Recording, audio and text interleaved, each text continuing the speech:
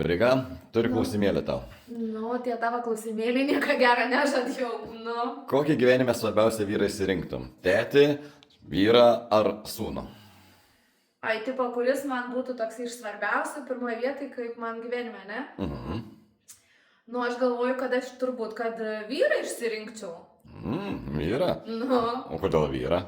Nu, tu man klausimą uždavė, tai aš tavį rinkčiaus. Ne, o iš tikrųjų, nu tai kaip pagalvojus, realiai tėtis jau su mane mano gyvenimą nugyvena.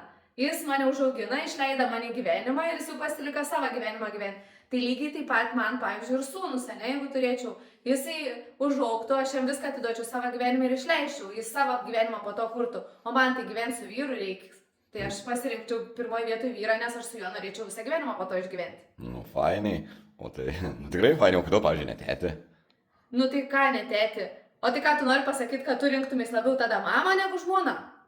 Nu, aš nieko nenoriu pasakyti. Ką nieko nenori pasakyti, kaip tu dabar žiūri mane, faktas, kad tau mama būtų svarbesnė. Tai gerai, tai gal tada išeinu aš iš tų namų, kvieskis mamą, gyvenk su mama, tegu tau mama valgyt gamint, tavo rūbus kalb, kaip vaikystė ir gyvenk toliau tada su ta mama.